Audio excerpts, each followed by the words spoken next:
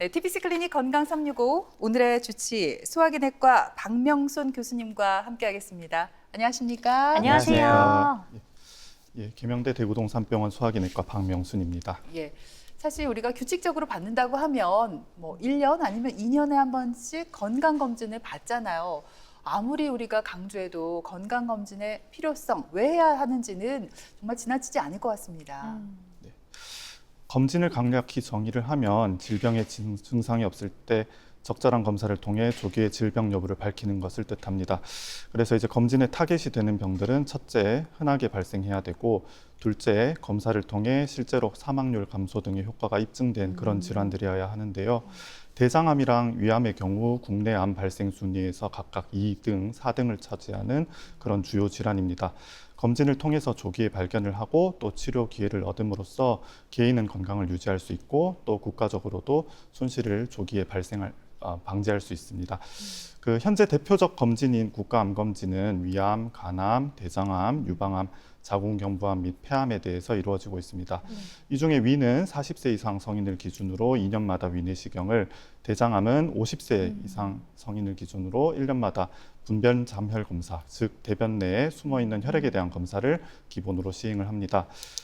국가암검진에서는 위내시경은 경우에 따라 위장 조형 검사로 대체를 할 수 있고요.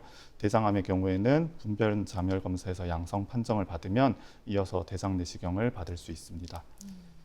진짜 40대가 되니까 나라에서 이렇게 문자를 보내주더라고요. 아, 진짜요? 친절하게 위내시경 검사 받으라고. 오. 근데 저는 두려운 마음이 있어서 그런지 아직도 못 받았어요. 근데 우리 교수님도 저처럼 이런 환자분들을 많이 대하실 것 같아요. 현재 건강검진센터에서 내시경 검사를 하고 계신데 오기 전에 좀 불안해하시는 분들도 많으실 것 같거든요. 어떻습니까? 네, 그 내시경이 주기적으로 받는 검사기는 하지만 뭐 아주 익숙해질 정도로 자주 하는 검사는 아니기도 하고, 또 이제 진정 수면 내시경의 경우에는 여러 가지 이슈들이 한 번씩 보도가 되었기 때문에 불안해하시는 분들도 많이 봅니다. 절대 다수의 경우에 안전하게 시행된다고 먼저 전제 말씀드리면서, 우리가 건강을 잘 유지하기 위한 가장 기본적이면서 효과적이고 강력한 국가 프로그램이다, 이렇게 생각하시면 부담이 좀 덜어지실 것 같습니다. 다른 한편으로는 예를 들어서 이제 우리가 수면 진정 관점에서 보면 일부 환자 입장에서는 이제 검진하는 김에 깊이 이제 수면을 통해서 이왕 받는 거 푹 자면서 하자, 이걸 기준으로 이제 만족 기준을 설정하시는 분들이 많고, 네. 또 반대에서는 생생하게 깬 상태에서 그 아픈 검사를 내가 받게 될까 불안해하시는 게 있고요. 또 마지막 다른 한편에서 의사 입장에서는 이 장시간 치료하는 목적이 아닌 짧은 진단 목적 내시경에서 너무 깊게 진정 수면을 시킬 경우 또 안전 문제가 발생할 수 있다, 그런 염려, 서로 고려 사항이 다르다 보니까 어떤 경우에는 검사는 잘 마쳤는데 검사 후에 깊게 못 주무신 것에 대해서 뭐 불만, 불안이 있다든지 이런 경우도 왕왕 있어서, 이게 의사와 환자 간의 수면을 포함해서 내시경에 대한 어떤 개념의 눈높이를 맞추는 과정이 필요하지 않나, 그런 점을 가끔 느끼게 됩니다. 네. 그래서 오늘은 내시경 검사에 대한 궁금증 그리고 오해와 진실까지 하나하나 좀 풀어보려고 하는데요. 먼저 앞에 이제 말씀처럼 수면 내시경을 받았는데 이상하게 나는 기억이 다 난다, 뭐 중간에 아파서 깼다, 뭐 이런 얘기를 하는 분들이 계십니다. 그러니까 제대로 이게 마취가 안 된 건가요? 수면 상태인데 어떻게 이걸 다 기억난다고 하시는 걸까요? 자, 우리가 이제 아플 때 또는 이제 봉합 같은 치료를 받을 때 병원에서 받는 조치 중에 대표적인 게 이제 국소 마취가 있고, 또 수술할 때도 전신 마취를 하면서 마취과 의사 선생님을 뵙게 되죠. 내시경에서 쓰는 진정은 이 전신 마취랑은 좀 차이가 있는 개념입니다. 흔히 일컬어 수면 또는 무통 내시경 이렇게 잘 얘기를 하시는데, 정확한 표현은 의식하 진정 내시경 이렇게 정의를 하게 되고요. 네. 이건 약물을 통해서 환자의 의식 수준을 조절하면서 내시경 중에 불안감, 불편감, 통증을 줄여주는 과정을 얘기를 하게 됩니다. 그래서 이제 뭐 푹 자는 것도 중요하지만 최선의 검사를 수행할 수 있는 것이 목표이고, 또 대부분 검진에서는 푹 자는 수준의 이제 중등도 진정이라고 하는데 그 정도 깊이를 보이기도 하지만, 또 많은 경우에는 그것보다 좀 얕게 가볍게 이름 부르면 금방 깨는 정도로 검사를 잘 마치시기도 합니다. 네. 그래서 이거는 무슨 자극을 줘도 깨지 않는 전신 마취랑은 좀 다른 개념이고, 또 중요한 포인트는 이제 기도 확보를 해야 되는 전신 마취랑 다르게 진정 내시경에서 진청제나 진통제 약물을 사용할 때에는 이 스스로 호흡하시는 능력이랑 그다음에 심장 혈관 기능을 잘 유지하는 수준으로 맞춰서 이렇게 조절을 한다는 겁니다. 그래서 내시경을 하게 되면 이제 손끝에 산소 포화도 측정기를 달고 내가 호흡을 잘 유지하는지 보게 되고요. 밖에서 봤을 때는 뭔가 좀 이제 자는 듯한 가벼운 뒤척임 또는 잠꼬대 같은 반응이 있더라도 협조도 잘 되고 산소 포화도도 잘 나오고 검사를 잘 수행하고 있는 중이라면 무리해서 저희가 더 깊이 진정을 유도하지는 않는 이유도 됩니다. 그래서 가끔씩 내가 중간에 깼나 싶기도 하고 누가 내 이름 부른 기억도 나고 이것저것 소리도 지나가고 했는데 잘 기억은 안 나고 근데 검사는 어쨌든 잘 마쳤습니다라고 하면 네. 소기의 목적을 잘 달성하신 것이다. 그렇게 봅니다. 지금 말씀을 들어보니까 진정제 약물이 여러 종류가 있는 것 같은데 그러면 주로 내시경 검사할 때는 어떤 약물을 쓰는지가 궁금하고요. 약물별로 장단점이 있다면 그것도 좀 알려주세요. 네, 내시경 진정제로는 미다졸람이랑 프로포폴이 가장 널리 쓰입니다. 미다졸람은 가장 전통적인 진정 약물인 벤조다이아제핀이라는 약물 계열 중에서 가장 빠르게 유도되고 또 짧은 지속 시간이 특성이 있어서 이제 내시경 검사 특성에 유리하고요. 1, 2분 정도만의 효과가 발현을 해서 15분에서 80분까지 효과가 지속될 수 있습니다. 제일 큰 특징 중에 하나로 이제 길항제라고 해서 해독제가 있다. 이게 장점이고요. 프로포폴은 이제 언론 보도로 자주 접하는 약물인데 네. 특유의 흰색으로 유명한 약물이지요. 이것은 미다졸람보다도 좀 더 짧은 30초에서 1분의 시간에 발현을 해서 4에서 8분 정도 더 짧은 지속 시간을 갖습니다. 저희가 이제 학회에서 하는 설문조사에서는 이제 미다졸람, 프로포폴 각각 거의 절반에 가까운 점유율을 보이고 합치면 거의 90%에 육박하게 되는데 그 중에서는 프로포폴이 조금 더 사용이 많은 것으로 되어 있습니다. 검사 받으시는 분들이 알아두시면 좋은 상황으로는 프로포폴의 경우에는 콩기름이랑 정제 달걀 성분이 용해제로 포함되기 때문에 달걀이나 이제 대두 알레르기가 있는 분들은 가급적이면 좀 피하시는 게 좋겠고 또 프로포폴은 주사를 할 때 30% 정도에서 이 혈관에 좀 통증이 심하게 오는 경우가 있습니다. 그래서 이걸 미리 알고 계시면 검진에서 좀 놀라시는 일은 적으리라 생각합니다. 예, 그렇군요. 그리고 한간에는 이렇게 주기적으로 수면 내시경을 받다 보면은 기억력이 나빠진다, 나중에 치매가 생길 수 있다 이런 얘기가 있어요. 그래서 수면 내시경을 안 받겠다 하시는 분들도 계시거든요. 네. 이게 맞는 말인가요? 이제 내시경 할 때 저희가 한 번씩 듣는 말 중에 하나긴 한데 이제 몸속에 내시경이 들어가는 그 굉장히 크고 불쾌한 느낌, 불안했던 기분들이 없어지면서 또 일부 진정제의 경우에는 기억 상실 효과도 뛰어나기 때문에 그런 오해를 자주 받는 것 같습니다. 하지만 이제 진정 약물들은 시간이 지나면 모두 배출되는 특성이 있고 장기적인 기억력 장애나 치매와는 연관이 없다고 밝혀져 있습니다. 참 다행이네요. 근데 교수님, 수면 내시경을 예약을 하면 꼭 보호자와 동반하세요라는 안내를 받잖아요. 근데 개 중에는 저는 지금 일어나자마자 정신이 맑기 때문에 바로 운전대 잡고 지금 다시 일을 갈 수 있다, 직장으로 이동할 수 있다라고 얘기하시는 분들이 있는데 이게 참 위험한 경우라고요. 네, 굉장히 위험한 일이라고 먼저 말씀을 드리고 싶고 이 통계적인 반감기나 지속 시간에 대한 이제 데이터는 있지만 사람마다 편차가 큽니다. 몸에서 배출되기 전까지 겉으로 보기에는 말씀 잘 하시고 멀쩡해 보이더라도 여러 시간 동안 그 약물의 영향이 남아 있기 때문에 당일 검사를 마쳐도 정밀한 판단을 요하는 작업, 특히 이제 운전은 우리 모두의 그런 안전이 걸려 있으니 그런 일들은 절대 금물이 되겠고요. 아주 드물게는 진정에서 깨서 잘 다니고 다시 몇 시간 뒤에 수면 상태로 빠지는 경우도 보고가 되어 있기 때문에 이러한 점을 감안해서 진정 내시경 할 때는 가급적 보호자랑 같이 동반하실 것을 설명을 드립니다. 네, 절대 자기 차를 가지고 오면 안 되고 위급하면 택시나 대중교통을 또 이용하면 되니까요. 그럼요. 네.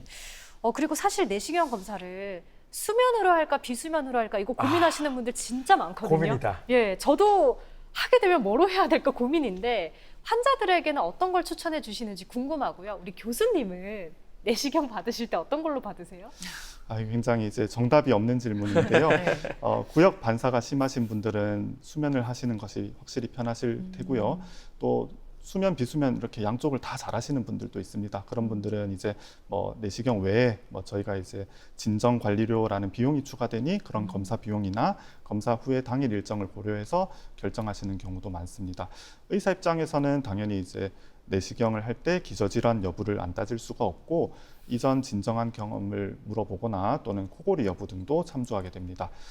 제 개인적인 경우를 말씀을 드리면 저는 그 의과대학을 졸업하자마자 바로 비수면으로 한번 받아봤는데 네. 그냥 네. 내시경을 날 것 그대로 한번 경험을 해보자라는 네. 뜻에서 했었고 그 뒤로는 이제 쉬는 날을 골라서 비수면보다는 수면으로 다 받고 있습니다. 왜요? 힘드셨어요? 힘들기도 했고 뭐 굳이 2번을 하고 싶진 않아서 네. 헬리코박터도 제균하고 지금은 편안한 상태입니다. 예, 수면 내시경 안전하군요. 직접 맞습니다. 하시니까 전 더 믿음이 가는데 제가 듣기로 위 내시경 검사를 못하는 분들은 그 위장 조형 검사를 한다고 들었습니다. 이것도 좀 만만치는 않을 것 같은데 내시경 검사를 대체할 수가 있습니까? 저희가 이제 국가검진 프로그램에서도 위내시경 검사가 어려운 경우 위장조형 검사를 선택할 수 있습니다. 위장조형술은 바륨조형제라는 방사선을 투과하지 않는 약물과 발포제를 삼킨 다음에 이 부풀린 위장의 점막을 일종의 코팅을 해서 방사선 촬영을 해서 상태를 확인하는 검사인데요. 내시경에 비해서는 수면 진정의 위험이 없고 상대적으로 안전하다. 그다음에 거시적으로는 위장조형술도 진행성 위암에 의한 사망률을 줄이는 효과가 입증이 되어 있지만 단점으로는 방사능 피폭이 따라온다는 점, 또 위암의 아주 초기 미세한 변화나 위암의 대표적인 원인인 헬리코박터균 감염요물을 판정하기가 어렵다. 병변이 의심이 되면 결국 내시경을 또 다시 봐야 된다. 이런 것들이 이제 크게 거론이 됩니다. 네. 그래서 수면 진정이 어려운 아주 고령의 환자 등에서 선택적으로 진행한다고 보시면 되겠습니다. 그리고 현재까지 임상에서 본격적으로 적용이 되지는 않지만 외부에서 조종이 가능한 형태의 알약 캡슐 내시경 등도 위내시경 목적으로 많이 연구가 되고 있어서 아마 다음 세대에는 다른 형태의 검사들이 또 등장할 수 있겠습니다만은 아직까지는 하실 수 있다면 위내시경을 가장 추천하고 있습니다. 저는 개인적으로 위내시경은 할만해요. 오, 네. 근데 문제는 교수님 대장 내시경이에요. 아, 와, 이게 정결제라고 하나요? 엄청 먹더라고요. 맞아요. 이게 더 저는 힘든 과정이었는데 요즘에는 뭐 이렇게 먹는 약도 개발이 되었습니다만 그래도 환자들 입장에서는 참 힘든 일인 것 같아요. 이제 대장 내시경 이야기를 좀 드릴 텐데요. 이제 검사를 잘 받으려면 사각지대가 없도록 장을 깨끗이 잘 비워야 합니다. 이 과정을 장을 정결한다고 하는데 이때 이제 드시는 장정결제가 악명이 높습니다. 최초 내시경이 정착되던 시기에는 4리터 정도를 저희가 드시고 검사를 했는데 우와. 현재는 1, 2리터 정도로 네. 줄어든 상황이고 네. 알약도 등장을 했지요. 네. 이제 알약의 경우에는 알약을 딱 삼킬 만큼만 물을 드시는 경우를 많이 접하게 됩니다. 근데 이제 강조드리고 싶은 거는 알약을 드시기 전에는 미리 물을 꼭 한두 잔 정도 먼저 드시는 걸 추천드린다는 점과 약을 잘 드시고 약을 삼키고 끝 이게 아니고 추가로 물이나 이온 음료 등을 충분히 섭취하여서 정량의 수분을 잘 맞추셔야 된다는 점입니다. 이제 알약의 경우에는 물의 섭취가 부족했을 땐 장 정결도 실패하고 또 약이 덜 녹은 상태에서 위안에 머무르면서 벌겋게 변하는 발적 변화를 만들어내서 이게 원래의 위험이 심한 건지 위내시경 하다가 좀 오인을 받는 경우가 있게 됩니다. 그리고 고령 환자 심장 문제, 그다음에 신질환이 있는 그런 경우에도 알약은 좀 조심스러운 경우가 많아서 검사 전에 충분히 병력에 대해서 상의를 하시는 게 좋겠고 또 변비가 매우 심하거나 네. 최근에 배변을 아예 못 하셨던 경우도 이 장정결이 위험할 수 있기 때문에 시행하기 전에 상의가 필요하겠습니다. 부작용이 너무 우려가 된다 이런 경우에는 단기간 입원해서 진행을 하기도 하니 참고하시면 좋겠습니다. 그리고 기저질환 등으로 원래 약을 복용하고 있는 분들이 있잖아요. 이런 분들은 내시경 받을 때 좀 더 주의가 필요할 것 같은데 어떻습니까? 네, 중요한 부분입니다. 당뇨병이 있으신 분들은 내시경 준비를 위해서 금식이 길어지는 과정에서 저혈당 위험이 있기 때문에 지속형 인슐린을 맞으시는 경우에는 절반 이하로 줄여 맞으셔야 되고요. 속효성 인슐린이나 경구 혈당 강화제의 경우에는 검사를 마치고 시기를 시작하면서 약을 복용하시는 것을 보통 설명을 드립니다. 다른 한편으로는 검사 직전까지 저혈당을 대비하시기 위해서 사탕이나 설탕물을 상비하시면 좋겠습니다. 이때 제로 음료는 안 되겠고요. 복막 투석을 하시는 신부전 환자들은 대장 내시경 전 항생제를 투여하기도 합니다. 가장 흔하게 고민하는 경우는 출혈과 관련된 투약이 있는 경우인데요. 항혈소판제나 항응고제를 드시는 환자 중 출혈이 걱정되어 검사를 앞두고 임의로 일주 이상 약을 오래 끊고 오시는 경우가 있는데, 이는 심근경색, 뇌경색 과거력이 있는 분들, 2차 예방으로 드시는 분들한테 굉장히 치명적일 수가 있습니다. 자의로 조절하시기보다는 약을 드시는 목적이랑 그다음에 심내혈관 질환이 있는 경우에는 진단이랑 치료 받으셨던 시기, 그때 어떤 시술을 하셨는지, 예를 들면 동맥 스텐트, 관성동맥 스텐트 같은 것들, 이런 병력을 분명하게 알고 가능하면 약을 처방한 주치의랑 내시경 의사랑 상의해서 약을 조정하는 것이 이상적입니다. 최근 지침에 따르면 모든 환자들한테 적용되는 것은 아니겠습니다만은 내시경 집게, 저희가 겸자라고 하는데, 이걸 통한 단순 조직 검사나 크기가 매우 작은 용종 제거 정도는 아스피린 한 종류만 드신다면 유지하면서 저희가 시도를 하게 되고요. 다른 방편으로는 대장은 용종 치료를 전제하지 않고 관찰만 하는 진단 내시경을 약제 복용을 유지하면서 먼저 한번 진행하고, 거기서 큰 용종이 발견이 되면 추후 별도 일정으로 약을 다시 또 일정 기간 끊은 다음에 치료를 진행하는 두 단계 방법도 있습니다. 아무쪼록 시술이 예상이 되는 경우에는 미리 투약하시는 약에 대해서 정보를 잘 소통하는 것이 중요하다고 할 수 있겠습니다. 그런데 용종이 있었다는 건 어쨌든 매끈한 것보다는 좋지 않은 거잖아요. 그러면 꾸준한 추적 검사도 중요할 것 같아요. 네, 그렇습니다. 힘들게 대장 내시경을 준비해서 떼고 난 용종은 나중에 잊지 말고 조직 검사 결과를 확인하는 것이 중요하겠고요. 용종 개수나 조직 검사 결과에 따라서 다음 대장 검사 주기를 정하기도 합니다. 가끔 위내시경 주기에 맞춰서 특별하게 용종이 없었음에도 2년마다 대장 내시경을 하시는 분들도 있는데, 네. 가족성 용종증 같은 그런 희귀 질환이 아니라면 너무 자주 하시기보다는 적절한 간격을 유지하시는 것을 권장을 합니다. 최근에 저희가 갱신된 권고안을 보면, 예를 들어서 용종 개수 기준에서는 네. 3-4개의 용종을 절제한 경우에는 3에서 5년, 5개에서 10개의 경우에는 3년 이내로 추적할 것을 권하고 있습니다. 10개가 넘는 경우도 가끔 있는데, 그런 경우는 1년 후에 추적을 하셔야 합니다. 역으로 장정결을 깨끗하게 마쳤고 잘 검사를 받았고 검진마다 반복해서 용종이 없다, 이렇게 판정을 받으시는 분들은 5년에서 최대 10년까지 여유 있게 다음 내시경 주기를 잡을 수도 있습니다. 용종 개수 말고도 용종의 크기나 현미경실에서 판단하는 최종 조직 검사 결과, 또 그런 조직 검사 결과의 등급, 장정결이 잘 됐나, 못 본 부분이 있으면 안 되니까요. 이런 다양한 기준에 따라서 다음 검사 시기가 달라지기 때문에 나중에 배송되는 검진 결과지를 한번 눈여겨보고 상담하실 것을 권장을 합니다. 그 대장 내시경 검사를 하기 전에 대변 검사를 하기도 하잖아요. 그러면 대장 내시경 말고 그냥 대변 검사만 해도 되진 않을까요? 이게 좀 더 편하긴 하잖아요. 국가검진에서는 현재 대변 검사를 우선으로, 정확하게는 분변 잠혈 검사라고 해서 대변에 숨어있는 피를 검출해서 이상 반응이 보이는 경우에 대장 내시경을 2차 검사로 시행할 수 있도록 구성을 하였습니다. 요거는 50세부터 적용이 되고요.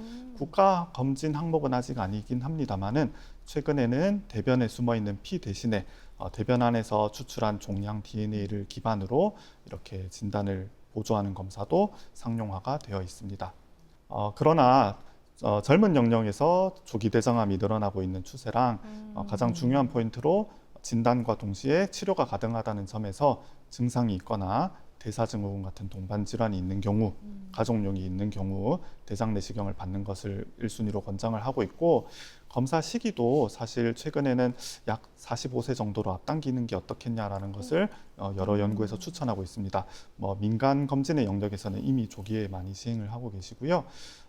나중에는 현재는 소장 영역에서 이용이 되는 캡슐 내시경 등으로 대장도 좀 촬영을 한다던가 이런 여러 가지 대안들이 등장을 하겠지만, 치료를 바로 즉석에서 할 수 있다는 점 때문에 대장 내시경의 장점을 극복하기는 아마 쉽지 않을 것이다, 이렇게 생각을 합니다. 근데 저는 오늘 교수님 그 이야기하는 도중에 네. 계속해서 이렇게 질문을 하고 싶었거든요. 뭔데요? 그냥 솔직하게 말씀드릴게요. 위와 장을 한 번에 검사하면 내시경 기기 하나를 쓸 거 아니에요. 그럼 위생적으로 약간 저는 이게 괜찮을까? 문제가 되지 않을까 싶거든요. 그렇네요. 같은 게 아니겠죠? 이제 뭐 한 번씩 그런 질문을 하시는 분도 실제로 네. 있고요. 이제 저희가 안심하라고 첫 번째 말씀드리고 내시경 검사 장비에 대해서 설명을 드리면 내시경 검사 장비는 본체와 내시경으로 이루어지는데요. 인체에 들어가는 부위와 반대편에서 본체끼리는 전자적으로는 연결되어 있지만 검사를 하실 때마다 매번 세척, 소독한 내시경을 새로 가져옵니다. 그래서 그걸 본체랑 결합을 해서 검사를 진행하고요. 환자랑 통하는 모든 부위는 깨끗하게 관리가 됩니다. 네. 또 위내시경, 대장내시경을 같이 하더라도 이 생긴 모양이 삽입부, 굵기랑 길이 모든 것이 다 다르기 때문에 섞인다거나 하는 일은 다행히 없을 것이고 예. 내시경이 끝나면 사용한 기계는 저희가 여러 단계의 세척, 소독 과정을 거쳐서 마지막으로는 마시는 물 수준으로 관리를 하기 때문에 내시경의 위생에 대한 염려는 하지 않으셔도 되겠습니다. 제가 네. 몰랐네요. 그래요. 네. 철원 씨 이제 안심하고 내시경 받으실 거죠? 아, 그럼요. 이제는 꼭 가야 될 것 같아요. 네. 그래요. 사실 이 내시경 검사를 받을 때 우리가 다 잠들어 있잖아요. 그러니까 이게 어떤 과정을 통해서 진행이 되고 시간이 얼마나 흐르는지 잘 모르는데 이번 기회에 자세히 설명을 좀 해주시죠. 네, 위내시경은 앞에서 말씀드렸다시피 약 3에서 5분 정도 관찰 시간을 생각하시면 되고요. 물론 조직 검사나 헬리코박터 검사를 진행하는 경우에는 좀 더 늘어날 수 있습니다. 대장 내시경 경우에도 비수면으로 하시는 분들도 아주 드물게 있으십니다만은 대장이 시작하는 부위인 끝까지 내시경을 삽입해서 천천히 꺼내면서 내시경 머리 부분을 두리번거리면서 이제 촬영을 하게 되는데 전체적으로는 10분에서 15분 이상으로 보시되 용종이 있는 경우에는 절제하는데 시간이 더 걸리게 됩니다. 네, 교수님, 그럼 만약에 그래, 나 결심했어. 비수면으로 내시경 받을 거야 하는 분들이 계신다면 좀 더 수월하게 검사를 받을 수 있는 꿀팁 좀 알려주시면 좋겠습니다. 수면 아닐까요? 네, 수면을 하시는 것도 한 가지 옵션일 수는 있고요. 하지만 비진정 위내시경을 하시기로 마음을 굳히셨다면 일단 금식을 우선 잘 준비해 주시고 검사실에 눕게 되더라도 절대로 혼자 두지 않으니 일단 안심을 하시라 말씀드리고 싶습니다. 내시경 시술하시는 의사나 그다음에 보조 간호사나 어떤 경우든 대동소이하게 설명을 드리게 되는데 그걸 똑같이 여기서 제가 한 번 더 설명을 드리면 일단 시작하기 전에는 긴장도 풀 겸 심호흡을 한번 크게 하시고 네. 마우스피스를 저희가 물려드릴 텐데 입술로 가볍게 옴 하면서 무시고 이후로는 가급적이면 침을 삼키지 않는 것이 좋습니다. 침이 나오더라도 그냥 쭉 흘려보내신다 이렇게 생각하시면 되고요. 평소처럼 반사적으로 침을 삼키게 되면 자세도 흐트러지고 입술이랑 목에 힘도 들어가고 또 중요한 게 기도로 잘못 침이 넘어갈 수 있기 때문에 기침이 나서 고생을 하시게 됩니다. 몸을 편안하게 이완한 상태에서 내시경이 들어오더라도 억지로 삼키로 하지 마시고 대부분 인후 마취를 이렇게 하기 때문에 생각보다 아프지는 않습니다. 몸을 맡기고 침을 계속 흘리면서 코로 숨을 천천히 들이쉬고 내쉬고 하시면 됩니다. 기도랑 식도는 목을 지나면서 분리가 되기 때문에 내시경 하는 중간에 내가 숨이 막히진 않을까 걱정하진 않으셔도 되고요. 저희가 쓰는 위내시경의 굵기는 1cm가 아주 약간 못 됩니다. 그래도 굵기 때문에 이걸 삼키게 되면 목에 상당히 자극이 가게 됩니다. 목에 이물감이 있더라도 그대로 참으시고 대신에 모든 내시경은 공기를 불어넣어서 관찰을 해야 되기 때문에 가급적 트림은 참으실 것을 강력하게 권장을 드립니다. 나머지 트림 외에 눈물, 콧물, 침 나오는 경우는 굉장히 생리적인 현상이기 때문에 내시경실 안에서만큼은 당황하지 마시고 검사 끝나고 잘 닦으면 된다 이렇게 생각하시면 되겠고요.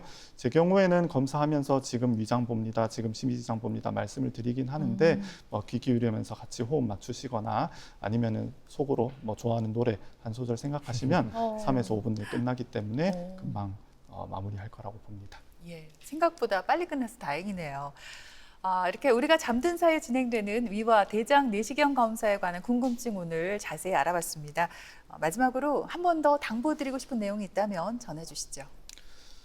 우리가 이제 월드컵이나 올림픽처럼 주기적으로 때만 맞추면 이렇게 검진 주기가 각자 찾아오게 되는데 잊을만 하면 이렇게 찾아오는 내시경을 자주 받는 것도 중요하지만 받으시고 나면 검사 결과에 따라서 생활 습관을 돌아보고 이렇게 이제 치료가 필요한 부분을 후속으로 확인을 하는 게 중요하겠다 이렇게 말씀을 드리고 또 한 번 받을 때 장정결을 포함한 준비를 잘 하셔서 모자란 부분 없이 양질의 검사를 받는 것을 저희가 강조드리고 싶습니다.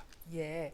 이 검진이 치료의 첫 걸음이 되는 만큼 우리가 놓치지 말고 검진 잘 받아야겠습니다.